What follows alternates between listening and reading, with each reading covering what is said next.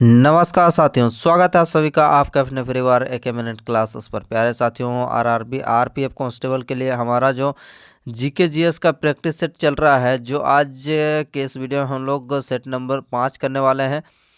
प्यारे साथियों, ये क्लास आपको रेगुलर बेसिस पर आपको उपलब्ध कराए जाते हैं और इस क्लास का विशेषता ये है कि हम लोग प्रत्येक क्वेश्चन का डिटेल में एनालिसिस करते हैं, जिससे कि आपको उस क्वेश्चन से रिलेटेड हम लोग का जितने भी आपको अगला हम लोग क्वेश्चन बन सकते हैं उसको हम लोग इस क्लास में कवर करते हैं। ठीक है, तो ये क्लास आपका जो अभी आने वाला एग्जाम कांस्टेबल है उनके लिए यह क्लास आपका बेहद ही इंपॉर्टेंट साबित होने वाला है साथियों। ठीक है, तो प्यारे साथियों, क्लास में अंत तक बने रहिए और यदि आप हमारे चैनल पर नए हैं तो चैनल को जाकर जल्दी से सब्सक्राइब कर लें। ठीक है, तो आइए शुरू करते हैं। आज का पहला क्वेश्चन देखते हैं साथियों क्या है।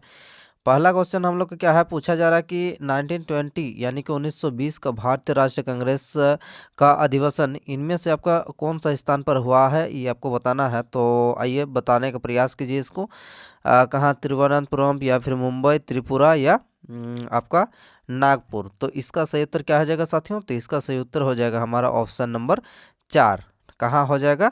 तो ये नागपुर में हुआ था। कब? ये 1920 का हम लोग का जो भारतीय राष्ट्रीय कांग्रेस का अधिवेशन, ये कहाँ हुआ था? 1920 में। तो ये हुआ था हमारा नागपुर में हुआ था। ठीक है, तो आइए इस क्वेश्चन के बारे में डिटेल में देख लेते हैं। तो जैसे कि आप देख सकते हैं यहाँ पर 1920 में आपका नागपुर में हुआ था आयोजन। और उसके बाद साथियों देख लेते हैं जैसे कि 1885 में दादा भाई नौरोजी और दिनसा वाचा के साथ जो है यहाँ पर एहोम जिसको द्वारा यहाँ पर जो है भारतीय राष्ट्रीय कांग्रेस का स्थापना किया गया था। तो इतना कुछ आपको ध्यान रखना है। आगे यहाँ पर देख लेते हैं जैसे 1920 में आपका नागपुर सत्र में हमारा अधिवेशन हुआ था। और आगे देख लेते हैं। तो आगे हम लोग का अगला क्वेश्चन क्या है साथियों? तो अगला क्वेश्चन कुछ इस प्रकार से है कि इकोनॉमिक्स से है। वैश्विक अर्थव्यवस्था में आउटसोर्सिंग के संदर्भ में आपको बताना है कि ऑफशोरिंग क्या है, ऑफशोरिंग की क्या विशेषता है साथियों, ये आपको बताना है। तो ऑफशोरिंग का क्या विशेषता है जो कि अर्थव्यवस्था से रिलेटेड है, तो ऑफशोरिंग का हम लोग का क्या विशेषता है, आइए इस क्वेश्चन का हम लोग देख लेते हैं। तो ऑफशोरिंग का हम लोग का क्या विशेषता है, तो ये कार्य को किसी विदेशी स्थान पर स्थानांतरित करना, ये ऑफशोरिंग का विशेषता है, जिसमें ये इकोनॉमिक्स का ये जो क्वेश्चन है जहाँ पर आपका आउटसोर्सिंग के संदर्भ में ऑफ सोरिंग, ठीक है, कार्यों को किसी विदेश स्थान पर स्थानांतरित करना। ठीक है, चलिए इस क्वेश्चन से रिलेटेड हम लोग का जितना भी फैक्ट है उसको एक बार देख लीजिए। ये कुछ इस प्रकार से है। चलिए आगे चलते हैं साथियों। तो अगला क्वेश्चन हमारा क्या है ये देख लेते हैं।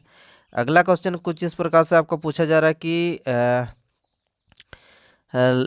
लेसन्स लाइफ क्या है, लेसन्स लाइव टॉट मी क्या है, lessons live taught me annoying पुस्तक के लेखक आपको बताना है। तो लेसन्स लाइफ आपका टॉट मी अननोइंगली पुस्तक के लेखक इनमें से कौन हो जाएगा साथियों? तो इनमें से हम लोग का सही उत्तर हो जाएगा अनुपम खेर के द्वारा आपका जो ये पुस्तक है ये लिखा गया है, जो कि lessons life taught me unknowingly, किसके द्वारा? ये अनुपम खेर जी के द्वारा यह लिखा गया है। इसके बारे में डिटेल में देख लेते हैं। तो डिटेल में हम लोग का यहाँ पर अनुपम खेर जी के बारे में यहाँ पर पूरा डिटेल में यहाँ पर दिया गया है, जो कि भारतीय फिल्म और टेलीविज़न संस्थान के पूर्व क्या रहे हैं, ये अध्यक्ष भी रह चुके हैं। और किरण खेर उनकी पत्नी का नाम है। इतना कुछ आपको ध्यान रखना है। अब इनके द्वारा अब जो सर्वश्रेष्ठ अभिनेता का फिल्म फेयर पुरस्कार कब जीता गया था? तो 1984 में ये इसके द्वारा जीता गया है, ये भी आपको ध्यान रखना है।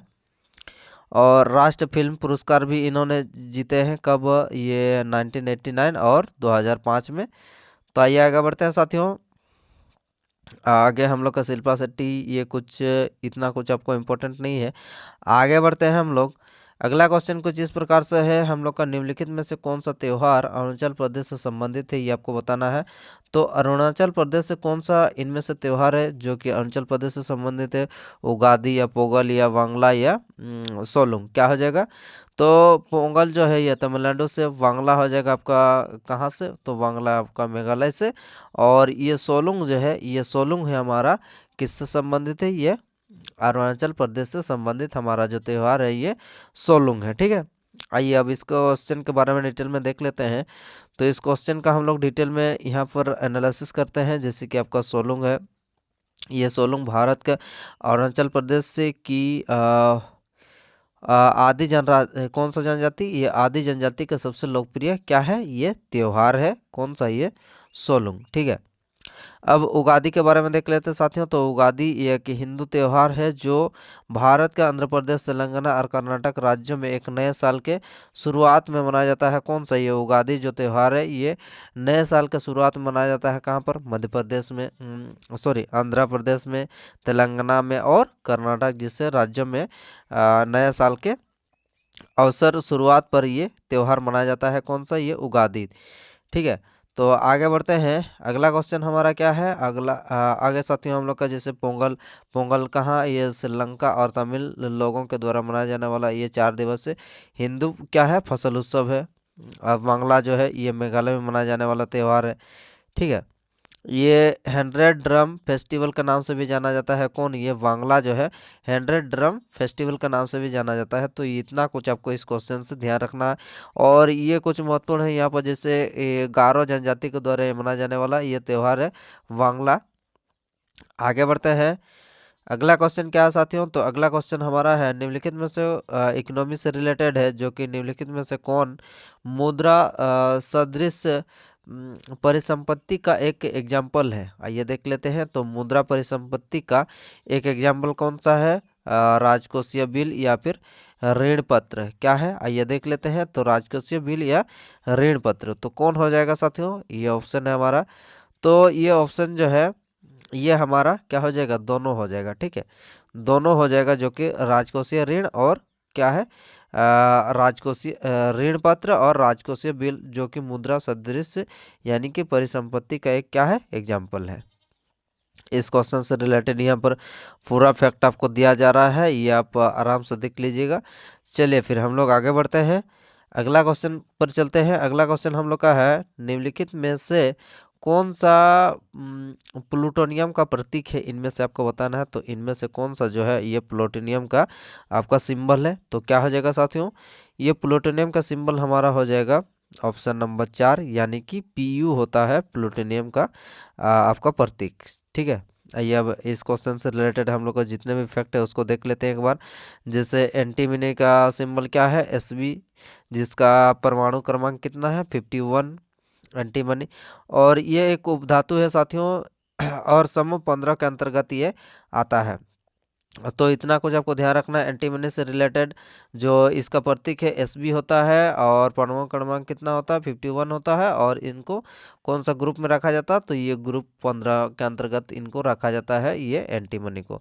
उसी प्रकार टिन पर बात करते हैं तो टिन का प्रतीक क्या होता है? Sn होता है। और ये जो है ग्रुप 14 से संबंधित रखता है। और इसका परमाणु क्रमांक कितना होता है? तो परमाणु क्रमांक हमारा 50 हो जाएगा। और उसी प्रकार से पोलोनियम, पोलोनियम को किस नाम से जाना जाता है? Po के नाम से जाना जाता है, जो कि इसका परमाणु क्रमांक कितना है? 84 है। और ये 16 ग्रुप 16 से संबंधित ये प्लूटोनियम हमारा संबंध बनाता है। और आगे बढ़ते हैं। तो आगे हम लोग का प्लूटोनियम, प्लूटोनियम यही हम लोग को प्रश्न में पूछा गया था। प्लूटोनियम का क्या हो जाएगा? Pu हो जाएगा, जो कि एक एक्टिनाइड और आपका F ब्लॉक के अंतर्गत ये आता है। कौन? ये प्लूटोनियम, जो कि Pu से दर्शाया जाता है। और इसका परमाणु क्रमांक जो है ये 94 होता है। ठीक है, तो ये भी आपको ध्यान रखना है। तो इस क्वेश्चन जो है ये क्वेश्चन हम लोग का काफ़ी महत्वपूर्ण क्वेश्चन है। और इससे रिलेटेड हम लोग का जो भी फैक्ट है ये भी काफ़ी हम लोग का महत्वपूर्ण है। ठीक है, प्लूटोनियम 94, पोलोनियम Pu 84 और ग्रुप 16 और Sn 50 और समूह नंबर 14। आइए आगे चलते हैं। अगला क्वेश्चन हमारा क्या है साथियों? तो अगला क्वेश्चन हमारा है पंडित राम नारायण किस वाद्य यंत्र से संबंधित है? ये आपको बताना। तो पंडित राम नारायण हमारा कौन से वाद्य यंत्र से संबंधित साथियों? तो ये हो जाएगा सारंगी से संबंधित है हमारा पंडित राम नारायण, जो कि भारतीय ये सारंगी वादक। ठीक है, आइए अब इसके बारे में डिटेल में देख लेते हैं। तो पंडित राम नारायण यहाँ पर जो कि हिंदुस्तानी शास्त्रीय संगीत एकल प्रदर्शन वाद्य के रूप में लोकप्रिय बनाया था। और आगे कुछ इम्पोर्टेंट देख लेते हैं। तो वायलिन की तरह जो है धनुष के साथ ये बजाया जाता है, ये भी आपको ध्यान रखना है। आगे बढ़ते हैं। तो आगे हम लोग के इससे रिलेटेड जो भी हम लोग का फैक्ट है ये काफ़ी इम्पोर्टेंट है साथियों। ये स्लाइड इस क्वेश्चन से रिलेटेड हम लोग का जो भी इम्पोर्टेंट जो फैक्ट है ये हम लोग का काफ़ी बेहद ही महत्वपूर्ण है। जैसे कि आप देख सकते हैं कि बांसुरी वादक में कौन हो जाएगा, बांसुरी हरिप्रसाद चौरासी, ये हम लोग का काफ़ी इम्पोर्टेंट है। संतूर वादक में कौन हो जाएगा, पंडित शिव कुमार शर्मा संतूर वादक, जाकिर हुसैन तबला से, उसी प्रकार से अमजद अली खान सरोद से, और बिस्मिल्लाह शहनाई वादक और पंडित रविशंकर सितार से। और उसी प्रकार से अगला देख लेते हैं पंडित राम नारायण, ये हम लोग का सारंगी वादक है। ठीक है, पंडित राम नारायण जो है ये एक संगीत वादक है। ठीक है, पंडित राम नारायण, ये हम लोग का प्रश्न पूछा गया है। संगीत सारंगी संगीतकार। और उस्ताद असद अली खान, ये रुद्र वीणा से संबंधित है, उस्ताद असद अली खान। और अगला हमारा है रामनाथ वी राघवन, ये मृदंग से संबंधित है, ये हम लोग का इम्पोर्टेंट है। अगला हम लोग का TH विनय क्रम जो है, TH विनय क्रम हमारा घटम से संबंधित है। तो इस क्वेश्चन से रिलेटेड हम लोग का जितने भी फैक्ट है ये हम लोग का काफ़ी महत्वपूर्ण है। ठीक है, तो इसको एक बार आपको ध्यान से देख लेना है। ठीक है, और इसको एक बार नोट डाउन कॉपी में कर लीजिएगा। ठीक है, तो आइए आगे बढ़ते हैं। अगला क्वेश्चन हम लोग का क्या है साथियों, तो अगला क्वेश्चन हमारा कुछ इस प्रकार से है। निम्नलिखित में से किस नृत्य को क्या एक क्या है हम लोग का, कौन सा नृत्य जो है एक हार्य के नाम से भी जाना जाता है, जहां एक नर्तक एक ही प्रदर्शन में कई भूमिकाएं निभाता है, ये आपको बताना है। तो इनमें से कौन सा एक हार्य के नाम से भी जाना जाता है, और जहां नर्तक यानी कि जो डांसर है वो एक ही प्रदर्शन से कई भूमिका हम लोग का अदा करता है। तो कौन सा जो ये हम लोग का क्लासिकल डांस है जो कि एक ही डांस से जो है कई प्रकार का भूमिका निभाता है, तो इसका सही उत्तर हो जाएगा साथियों हमारा भारतनाट्यम ही एक ऐसा क्लासिकल डांस है जो कि एक नर्तक यानी कि एक ही डांसर से कई भूमिका अदा किया जाता है। किससे, ये भारतनाट्यम से। ठीक है, ये ध्यान में हो जाएगा। आइए अब इस क्वेश्चन से रिलेटेड हम लोग का देख लेते हैं। तो ये भारतनाट्यम हमारा सही उत्तर हो गया, जो कि एक ही डांस से कई प्रकार का भूमिका अदा निभाता है। और ये भारतनाट्यम सबसे पुराना भारतीय शास्त्रीय नृत्य में से एक है, और इनकी उत्पत्ति जो है सैकड़ों वर्ष पहले तमिलनाडु राज्य में हुई थी। अब उसी प्रकार से दक्षिण भारत में धार्मिक विषयों और आध्यात्मिक विचारों पर व्यक्त करती है, और शिल्पातिकारम में भारतनाट्यम का वर्णन है। ठीक है, अब आगे चलते हैं। जैसे कि संगीत नाटक अकादमी वर्तमान में कितने हम लोग का क्लासिकल डांस है साथियों, तो ये क्लासिकल डांसों की संख्या हमारा कितना है, 8 है, ये भी आपको ध्यान रखना है। आगे हम लोग का कुछ इंपॉर्टेंट देख लेते हैं। जैसे कि भारतनाट्यम कौन सा उत्पत्ति है, कहाँ से, तमिलनाडु से, कथक उत्तर भारत, कथकली केरल, कुचिपुड़ी आंध्र प्रदेश, ओडिसी ओडिशा, मणिपुरी मणिपुर, मोहिनीअट्टम केरल और सत्रिया असम। तो ये आपको इम्पोर्टेंट है, ये आपको ध्यान रखना है। ये टोटल हम लोग का जो 8 क्लासिकल डांस है इसको बेहद ही महत्वपूर्ण है। ठीक है, आइए अब आगे बढ़ते हैं। अगला क्वेश्चन हम लोग का क्या है साथियों, तो अगला क्वेश्चन हमारा है निम्नलिखित में से बैंक दर में वृद्धि का प्रभाव कौन सा है, ये आपको बताना है। बैंक दर में वृद्धि का प्रभाव जो है इनमें से कौन सा है, तो बैंक दर में वृद्धि का प्रभाव यह वाणिज्य बैंकों द्वारा उधार लेने की लागत में वृद्धि करेगा, यह पैसे की आपूर्ति को कम करेगा, और RBI की मौद्रिक नीति को शक्ति दिखाएगा। कौन सा हो जाएगा जो कि वृद्धि का प्रभाव होगा, तो इनमें से हमारा जो है सही उत्तर हो जाएगा आपका सभी हो जाएगा, जो कि ये तीनों हम लोग का जो ऑप्शन है तीनों ही हम लोग का बैंक दर में क्या करता है, वृद्धि का प्रभाव कराता है। ठीक है, आइए आगे बढ़ते हैं। आगे हम लोग का इससे रिलेटेड जो भी हम लोग का फैक्ट है इसको एक बार आराम से आप इसको देख लेना है साथियों। ठीक है, अब आगे चलते हैं। अगला क्वेश्चन क्या है साथियों, तो अगला क्वेश्चन हमारा है कि जनवरी 2024 में सहयोग काइजिन, क्या बोला जा रहा है कि सहयोग काइजिन, जनवरी 2024 में सहयोग काइजिन संयुक्त अभ्यास किन 2 देशों ने भाग लिया है, ये आपको बताना है। तो सहयोग काइजिन जो है जनवरी 2024 में भारत और जापान के द्वारा ये आपका संयुक्त अभ्यास आपका किया गया है। और इस क्वेश्चन से रिलेटेड हम लोग देख लेते हैं, ये जो काइजिन है ये हमारा भारत और जापान के बीच में तटरक्षकों को वास्तविक समय के संकट से निपटाने के लिए संयुक्त अभ्यास आपका किया गया है। कौन सा?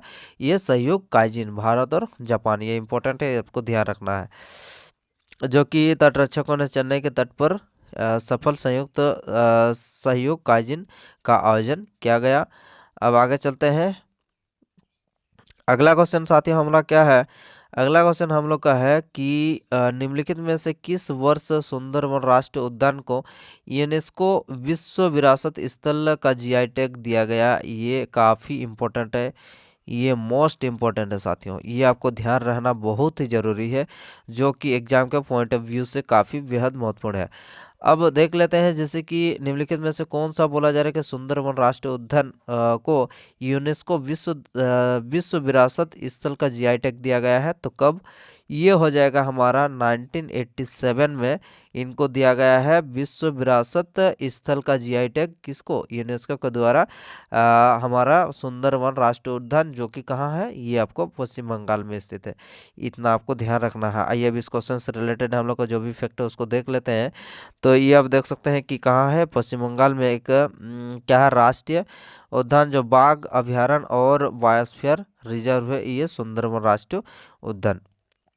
और मैंग्रोव से सघन और आच्छादित और रॉयल बंगाल टाइगर के लिए सबसे बड़े भंडारों में से एक है, ये भी आपको ध्यान रखना है, जो कि 1987 में विश्व धरोहर सूची में आपको शामिल किया गया है। और यहाँ पर अगला है कि 1989 में यूनेस्को के विश्व नेटवर्क ऑफ बायोस्फीयर रिजर्व के सूची में भी इनको जोड़ा गया है, ये भी आपको इम्पोर्टेंट है। अब साथियों 2019 में रामसर साइट के रूप में भी इनको नामित किया गया है, तो ये काफ़ी बेहद ही इम्पोर्टेंट है साथियों, ठीक है। आगे बढ़ते हैं, आगे हम लोग देख लेते हैं आगे क्या साथियों। अगला क्वेश्चन हमारा है कि उत्तराखंड के गढ़वाल क्षेत्र का दूसरा सबसे ऊंचा पर्वत कौन सा है? ये आपको बताना है। तो उत्तराखंड के गढ़वाल क्षेत्र का सेकंड हाईएस्ट हम लोग का जो पर्वत शिखर है, जो ऊंचा पर्वत है, उनका नाम आपको बताना है। तो उत्तराखंड के गढ़वाल क्षेत्र में दूसरा जो सबसे ऊंचा पर्वत शिखर है, उनका नाम है साथियों हमारा कामेट पर्वत हो जाएगा। क्या हो जाएगा आपका? कामेट पर्वत हो जाएगा, जो कि उत्तराखंड के गढ़वाल क्षेत्र का दूसरा सबसे बड़ा ऊंचा क्या है? पर्वत है। आइए अब इस क्वेश्चन से रिलेटेड हम लोग देख लेते हैं। तो इनका ऊंचाई के बारे में अगर देखा जाए तो कितना है? तो 7,756 मीटर इनका ऊंचाई है कामेट का, और जो कि उत्तर भारत के उत्तराखंड राज्य में हिमाचल प्रदेश हिमालय पर्वत शिखर है, और यह चीन के तिब्बत स्व क्षेत्र की सीमा के पास ही है स्थित है, जो कि जास्कर का एक हिस्सा है, ठीक है, हिस्सा भी है। अब नंदा देवी पर बात करते हैं साथियों। नंदा देवी जो है ये हिमालय पर्वत श्रृंखला का गढ़वाल का एक हिस्सा है, यह नंदा देवी भी। और नंदा देवी कहाँ है? तो नंदा देवी हमारा कहाँ है? तो ये भी हम लोग का उत्तराखंड में स्थित है, ये भी आपको ध्यान रखना है। और इसके पास जो नंदा देवी राष्ट्र क्या है? ये ऊंचाई वाले वनस्पति अजीवों के लिए समावेश है। नीलकंठ के बारे में देख लेते हैं। तो नीलकंठ भी एक क्या है? ये भी एक समुद्र तल से इसका ऊंचाई के बारे में देखा जाए तो 6596 इस प्रकार से इसका ऊंचाई है। आगे बढ़ते हैं साथियों। तो अगला क्वेश्चन हमारा है, निम्नलिखित में से कौन सी पुस्तक पूर्व राष्ट्रपति प्रणब मुखर्जी द्वारा लिखी गई है? साथियों यह हमारा बेहद ही महत्वपूर्ण है, जो कि एग्जाम के पॉइंट ऑफ व्यू से करंट अफेयर का क्वेश्चन आपका बन सकता है। जो कि पूर्व राष्ट्रपति प्रणब मुखर्जी के द्वारा कौन सा पुस्तक जो है ये लिखा गया है साथियों? ये जो है हमारा dramatic decade the Indira Gandhi years. कौन सा? पहला ऑप्शन में हमारा है, जो कि the dramatic decade the Indira Gandhi years, ये हमारा सही उत्तर हो जाएगा। आगे बढ़ते हैं, आगे हम लोग देख लेते हैं। ये हमारा जो प्रणब मुखर्जी आपका कितने नंबर का राष्ट्रपति रह चुके हैं? तो ये 2012 से लेकर 17 तक और 13वें राष्ट्रपति के रूप में नामित किए गए थे, ठीक है। आगे देख लेते हैं। तो इनके द्वारा कुछ महत्वपूर्ण पुस्तक के बारे में देख लेते हैं, जैसे beyond rival, emerging dimension of Indian, उसके बाद saga of struggle and sacrificed और चैलेंजर्स बिफोर द नेशन, और उसके बाद अगला हम लोग का जो the days of Indira Gandhi. ठीक है, चलिए आगे बढ़ते हैं साथियों। अगला क्वेश्चन हम लोग का है प्रित्जर पुरस्कार। जो प्रित्जर पुरस्कार को सामान्यतः कौन सा क्षेत्र में दिए जाने वाला एक जो है नोबेल पुरस्कार के रूप में जाना जाता है साथियों। ये हमारा काफ़ी बेहद ही महत्वपूर्ण है, जो कि प्रित्जर पुरस्कार एक होता है और एक पुलित्जर पुरस्कार होता है। तो पुलित्जर पुरस्कार जो है वो हमारा पत्रकारिता के क्षेत्र में दिया जाता है, और जो प्रित्जर पुरस्कार है ये हमारा वास्तुकला के क्षेत्र में दिया जाने वाला ये हमारा जो है नोबेल पुरस्कार के रूप में जाना जाता है। ठीक है, वास्तुकला के क्षेत्र में नोबेल पुरस्कार के रूप में जाने जाने वाला अगर पूछा जाएगा कि पुरस्कार कौन सा है, तो ये प्रित्जर पुरस्कार हमारा सही उत्तर हो जाएगा, जो कि ऑप्शन नंबर 3 में दिया हुआ है। और साथ ही हमारा का पुलित्जर पुरस्कार अगर पूछा जाता है कौन से क्षेत्र से संबंधित है, तो आपको बताना है पुलित्जर पुरस्कार पत्रकारिता के क्षेत्र में दिया जाता है। आइए अब इस क्वेश्चन से रिलेटेड हम लोग देख लेते हैं जो भी फैक्ट है। तो इस क्वेश्चन से रिलेटेड आपका जो फैक्ट है यहाँ पर देख सकते हैं, ये हम लोग का मोस्ट इम्पोर्टेंट है, जो कि इसका शुरुआत अगर पूछा जाए तो शुरुआत आपका हुआ था 1979 से आपका शुरुआत हुआ था, जो कि 1969 आपका। और यहाँ पर आप देख सकते हैं जैसे कि आपका शिकागो। अच्छा, इतना कुछ आपको ध्यान नहीं रखना है, बस सिर्फ आपको ध्यान रखना है कि इनका शुरुआत जो है 1969 से हुआ था, 1979 से। और ये वास्तुकला के क्षेत्र में योगदान के लिए इसे वास्तुकला का नोबेल पुरस्कार के रूप में भी जाना जाता है। तो ये आपको इम्पोर्टेंट है। और साथियों ये कुछ जो है आपका दिया जाता है डॉलर, तो इतना कुछ आपको ध्यान नहीं रखना है। आगे देख लेते हैं साथियों। तो आगे हम लोग का जो दिया गया है पुरस्कार ये भी अपना, चलिए आगे बढ़ते हैं। अगला क्वेश्चन हमारा क्या है साथियों। तो अगला क्वेश्चन हमारा है कि करंट अफेयर से रिलेटेड है। 2023 के लिए कॉलिन डिक्शनरी द्वारा किस शब्द को जो है आपका वर्ड ऑफ द ईयर के रूप में नामित किया गया है। किसके द्वारा, कॉलिन डिक्शनरी के द्वारा कौन सा शब्द को जो है वर्ड ऑफ द ईयर नामित किया गया है, तो कौन सा हो जाएगा। तो इसमें से जो है ये एआई को वर्ड ऑफ द ईयर के रूप में नामित किया गया है कॉलिन डिक्शनरी के द्वारा वर्ष 2023 में। तो ये करंट से रिलेटेड जो प्रश्न है इसको भी आपको ध्यान रखना है। ये कुछ इंपॉर्टेंट फैक्ट है उस क्वेश्चन से रिलेटेड। आइए आगे बढ़ते हैं। अगला क्वेश्चन हमारा क्या है साथियों। लॉर्ड रिपन द्वारा हंटर आयोग की नियुक्ति किस वर्ष की गई थी, ये आपको बताना है। तो लॉर्ड रिपन के द्वारा कौन सा वर्ष में यह हंटर आयोग का स्थापना किया गया था, ये आपको बताना। तो कौन सा हो जाएगा साथियों, 81, 82, 83 या 80।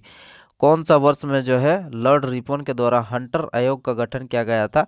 तो क्या गया था 1982 में, क्या 1882 में आपका क्या गया था, हंटर आयोग का स्थापना। ठीक है, नियुक्त किया गया था, हंटर आयोग का नियुक्ति की गई थी कब, 1882 में लॉर्ड रिपन के द्वारा।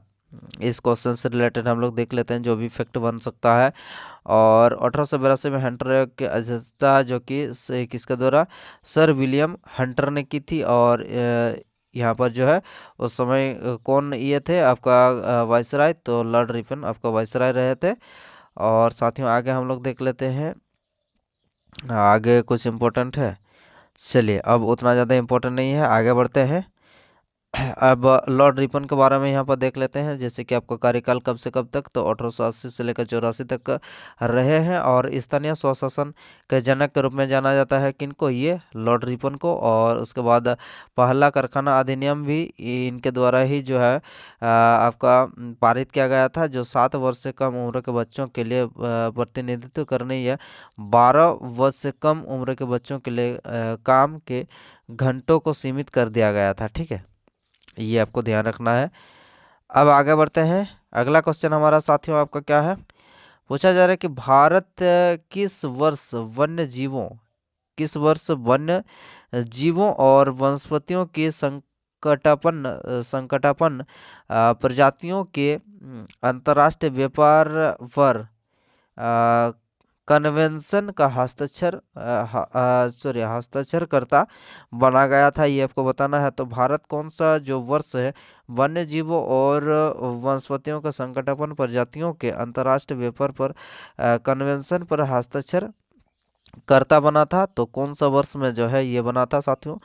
तो ये हमारा हो जाएगा 1976 यानी कि 1976 में हमारा जो वन्य जीव और वनस्पतियों के जो विलुप्त होने के कगार पर हैं उनको बचाने के लिए जो है एक अंतर्राष्ट्रीय व्यापार संगठन जिसको सीटीज के नाम से जाना जाता है, इस पर हस्ताक्षर किया गया था। कब? तो 1976 में भारत के द्वारा किया गया था। अभी इसके बारे में देख लेते हैं साथियों।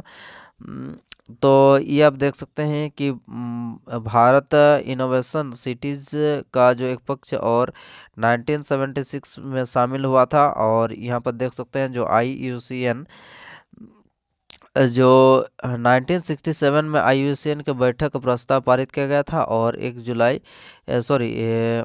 जुलाई 1975 को लागू हुआ। ठीक है, 1 जुलाई 1975 को लागू हुआ। और आगे कुछ देख लेते हैं इंपॉर्टेंट इससे फैक्ट, उतना ज़्यादा नहीं है। चलिए आगे बढ़ते हैं।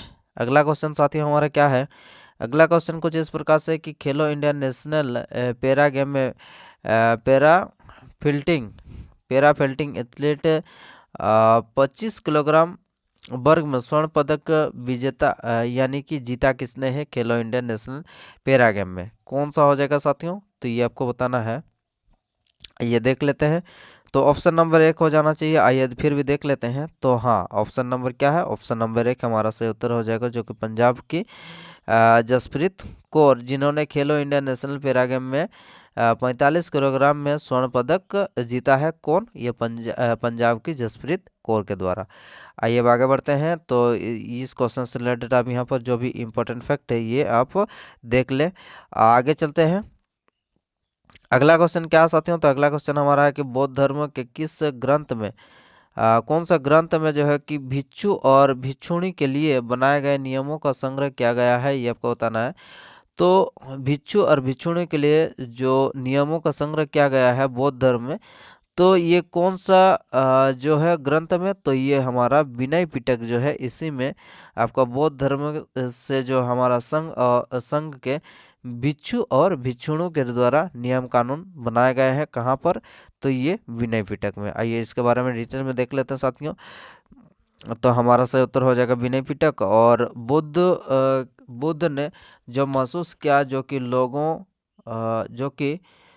लोग अपने घरों को छोड़ देते हैं, वह सच्चा ज्ञान प्राप्त कर सकते हैं। और कुछ यहाँ पर इम्पोर्टेंट है, इसको आप देख सकते हैं। बौद्ध संघ के लिए जो है नियमों का विनय पिटक नामक जो पुस्तक है यहाँ पर लिखा गया है, जो नियम कायदा कानून है। आगे चलते हैं। अगला क्वेश्चन हमारा साथियों आपका वैदिक काल के चतुराश्रम के अनुसार निम्नलिखित में से कौन सा शब्द पारिवारिक जीवन काल से संबंधित है, ये आपको कहना है। तो चतुराश्रम के अनुसार वैदिक काल में आपका चतुराश्रम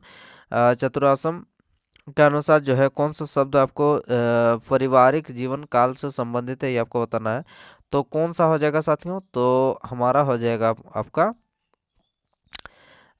जीवन काल से संबंधित है। ये देख लेते हैं इस क्वेश्चन का आंसर हम लोग। तो इस क्वेश्चन का हमारा आंसर हो जाएगा आपका ऑप्शन नंबर 4 गृहस्थ, जो कि वैदिक काल में चतुराश्रम के अनुसार जो गृहस्थ शब्द है ये पारिवारिक जीवन काल से संबंधित रखता है। कौन? ये गृहस्थ। आइए अब आगे बढ़ते हैं। इस क्वेश्चन से रिलेटेड हम लोग कुल 4 जो आश्रम है यहाँ पर देख सकते हैं। ब्रह्मचार्य जो है, ब्रह्मचार्य आपका छत्र जीवन, उसी प्रकार गृहस्थ आपका पारिवारिक जीवन, और वनप्रस्थ जो है आपका ये सेवानिवृत्त जीवन, और संन्यास जो है आपका त्याग का जीवन। ये कुछ 4 जो आश्रम है इनके बारे में आपको ध्यान से देखना है। अब आगे चलते हैं साथियों। अगला क्वेश्चन हमारा क्या है ये देख लेते हैं। तो ये जो प्रारंभिक वैदिक काल है, प्रारंभिक वैदिक काल को आप देख लीजिए एक बार 1500 से शुरू होता है और 1000 ईसा पूर्व में आपका समाप्त होता है। 1500 ईसा पूर्व से लेकर ये आपका 1000 ईसा पूर्व। कौन? ये प्रारंभिक वैदिक काल के बारे में यहाँ पर जिक्र किया गया है। आइए आगे चलते हैं। तो और उत्तर वैदिक काल के बारे में अगर देखा जाए तो उत्तर वैदिक काल का जो टाइम टेबल है ये 1000 ईसा पूर्व से लेकर ये 600 ईसा पूर्व में आकर ये समाप्त हो जाता है उत्तर वैदिक काल। आगे चलते हैं साथियों। आगे हम लोग का क्या है, अगला क्वेश्चन हमारा है कि निम्नलिखित में से कौन सा भारतीय संविधान की प्रमुख विशेषताओं में से एक ही आपको कहना है। तो कौन सा जो है भारतीय संविधान की प्रमुख विशेषताओं में से एक है, तो आइए देख लेते हैं।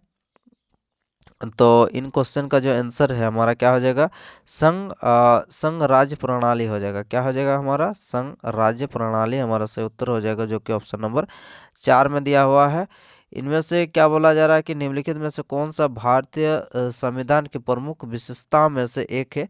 तो प्रमुख विशेषताओं में से एक हमारा संघ राज्य प्रणाली हमारा भारतीय संविधान के प्रमुख विशेषताओं में से एक है, संघ राज्य प्रणाली।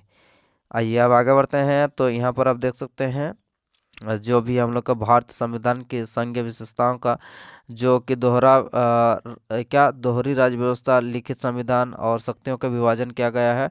7वें अनुसूची में संविधान की सर्वोच्चता, कठोर संविधान जो कि मूल संरचना और स्वतंत्रता, न्यायपालिका, और उसके बाद द्विसदनीय यानी कि लोकसभा और राज्यसभा, इस प्रकार से है।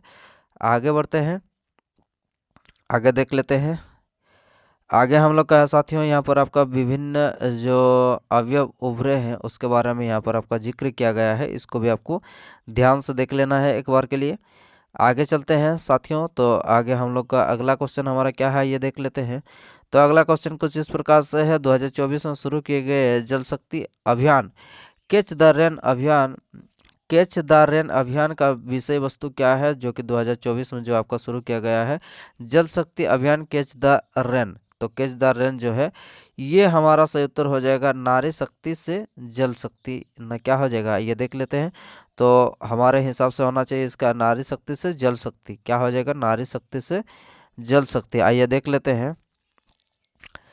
तो इस क्वेश्चन का आंसर हमारा क्या हो जाएगा साथियों, हाँ इस क्वेश्चन का आंसर हमारा हो जाएगा आपका कैच द रेन जो है ये नारी शक्ति से जल शक्ति हो जाएगा। ठीक है, 2024 में शुरू किए गए जल शक्ति अभियान जो है कैच द रेन ये नारी शक्ति से जल शक्ति हमारा जो है आपका टैगलाइन यह कह सकते हैं कि जो यहाँ पर क्या पूछा गया था, कैच द रेन जो है विषय वस्तु। ठीक है, आइए आगे चलते हैं।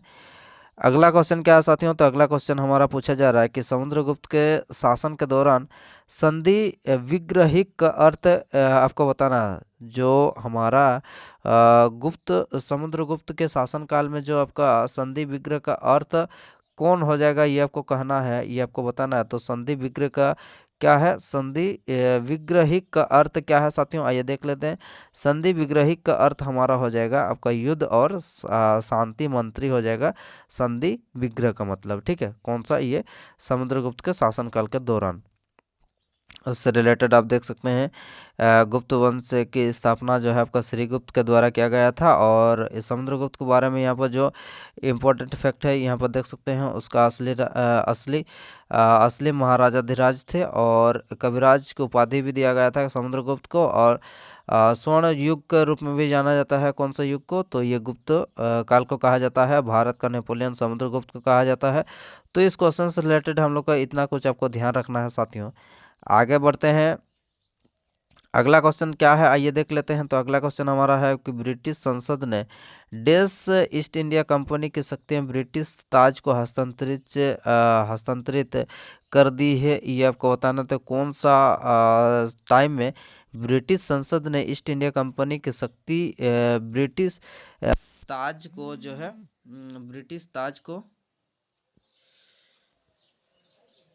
चलिए आगे बढ़ते हैं साथियों। अगला क्वेश्चन क्या है आइए देखते हैं। अगला क्वेश्चन हमारा पूछा जा रहा है कि ब्रिटिश संसद ने देश में मतलब कब बोल रहा है कि ईस्ट इंडिया कंपनी की शक्ति ब्रिटिश ताज को हस्तांतरित कर दी ही, ये आपको बताना है कि ब्रिटिश संसद ने कब जो है ईस्ट इंडिया कंपनी को शक्तियाँ ब्रिटिश ताज को हस्तांतरित कर दी है। तो इसका सही उत्तर हो जाएगा हमारा ऑप्शन नंबर 2, जो कि यहाँ पर 1858 आपका सही उत्तर हो जाएगा।